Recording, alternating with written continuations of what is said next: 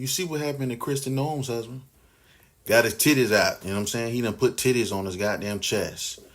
You know, lust is a crazy thing, man. It'll have you watching that. It'll have you doing shit like that. It'll have you watching futon. Feel what I'm saying? It'll have you watching Wonder Woman fuck Supergirl, right? If video start off, Wonder Woman got a cooch, but somehow a dick pop out and it's long as fuck. You know what I'm saying? The goddamn thing that pop out of there, cooch is like, you know what I'm saying? It's like, hold on. It's like this shit right here. Long as this vacuum. You understand what I'm talking about? It'll have you watching shit like that and really getting off. And the niggas who make the shit, the animate the shit, everything is so detailed. The sweat, the clapping, everything. Right? Once you get into that, then you start to put titties on your chest. And then you sending that shit on Snapchat.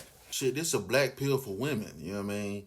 Men do not like harlots. They do not feel empathy or sympathy for harlots, whores, hookers, prostitutes.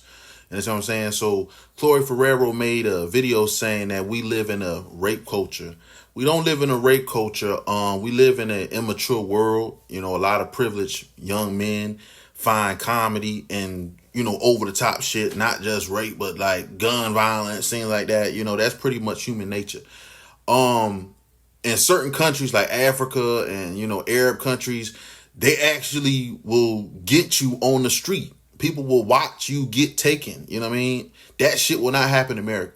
If I jump on somebody at the fucking in the Walmart parking lot and try to get their cheeks, they'll be like, yo, what the fuck are you doing? They'll beat my ass. You know what I'm saying?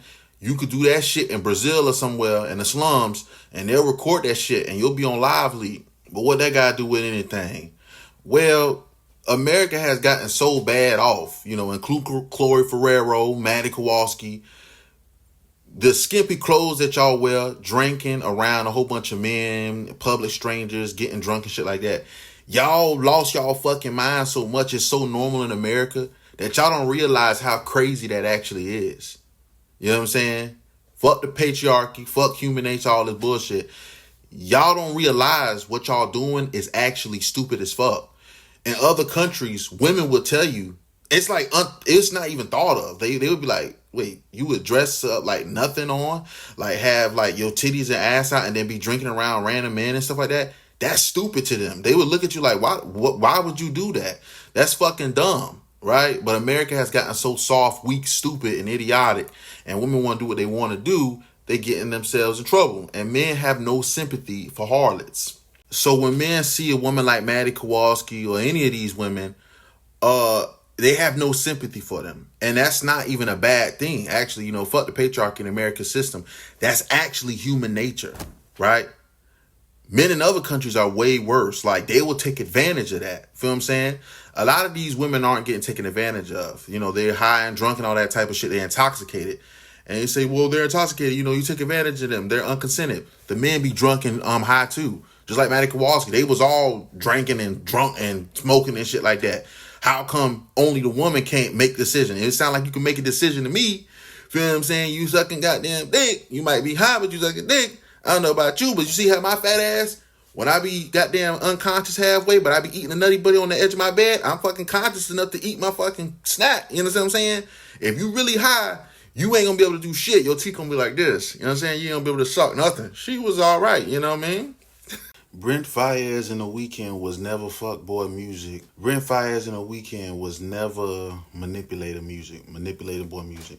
Feel what I'm saying? Them two niggas, including Future, all told you what it was. Feel what I'm saying? I'm talking about the old Weeknd.